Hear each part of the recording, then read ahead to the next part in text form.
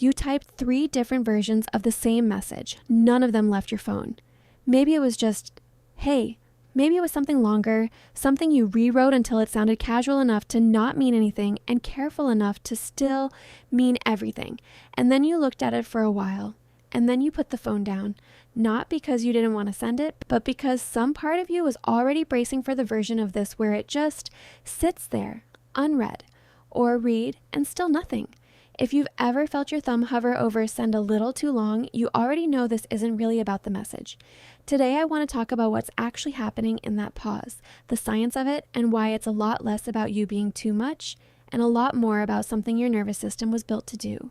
Here's what's actually happening in your body when you consider texting first. It's not really about the words. It's about the silence that could follow. Sarah Lutz, a researcher at the University of Mannheim, ran a study in 2023 that followed 214 people for a full week, collecting almost 1,400 check-ins about their messaging lives. She was looking at something specific. What happens to us psychologically when a message goes unanswered? What she found was that being left unread or just left hanging was tied to a real drop in 4 things: your sense of belonging, your self-esteem, your sense that your life has meaning, and your sense of control. And that drop wasn't imaginary.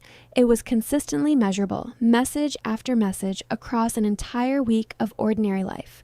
In other words, the fear you feel before texting first isn't an overreaction. It's your nervous system correctly predicting that an unanswered message costs something real. The body isn't being dramatic, it's just remembering. Then there's the question of why silence feels so loud in the first place. Researchers Savannah Minihan, Cassandra Kwok, and Suzanne Schweitzer, working between the University of New South Wales and the University of Cambridge, published a 2023 study on something called social rejection sensitivity, a heightened alertness to any sign that someone might be pulling away. What they found is that people with higher rejection sensitivity don't just notice ambiguous silence, they fill it automatically, and usually with the worst version of the story. So when the reply doesn't come right away and your mind starts writing the ending before the story's even over, that's not a flaw in your thinking. That's a well-documented pattern. Your mind isn't being unreasonable. It's just working overtime, trying to protect you from a version of hurt it's already felt before. You know this moment. You're mid-conversation with a friend, half listening because part of you is still replaying the last text you sent to someone else 3 hours ago. You open the chat again, not to send anything new, just to check, to see the 2 little check marks, to see if the word typing ever appeared and then disappeared, which somehow feels worse than nothing at all. You know this moment too, the one where you draft a message and it just sits there for 10 minutes. Not because you're busy, because somewhere between typing it and sending it, your shoulders crept up toward your ears, your breath got a little shallow, and a voice in the back of your mind said quietly, "What if this is the one that doesn't get answered?" So you close the app instead. You tell yourself you'll send it later when you're less tired, when it feels safer. Later rarely feels safer. And maybe you know this one too, the small, strange relief of finding an excuse. My battery was low. I didn't see it.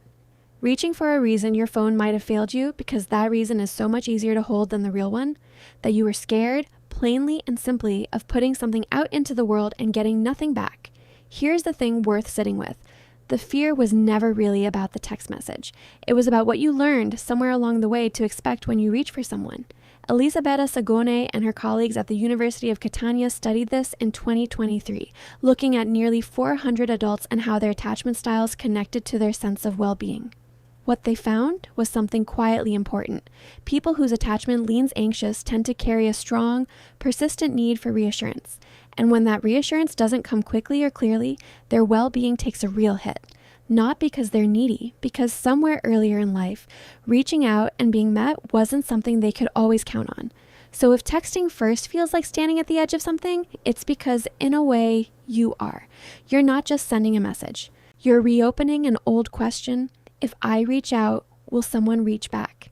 And for a lot of us, that question got its first answer a long time before smartphones existed.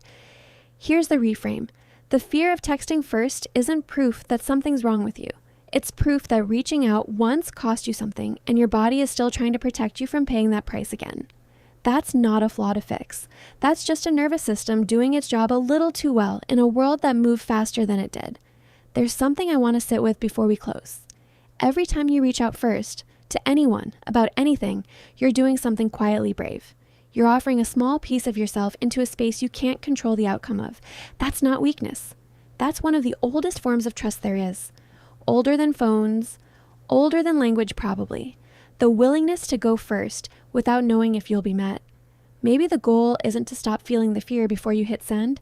Maybe it's just to notice it the way you'd notice weather, a storm that's real, that's allowed to be there, and that eventually, on its own timeline, settles into something quieter.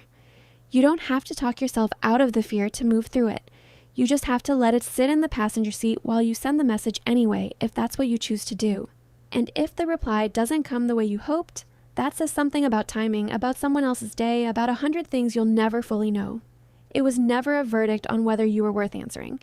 If you've ever hesitated before reaching out to someone, you're not broken and you're not too much. You're just someone who learned at some point that reaching out doesn't always come back the same way it was sent. That makes sense. It was never really about the text. You don't have to have this figured out today. You don't have to send the message right now or ever if you don't want to.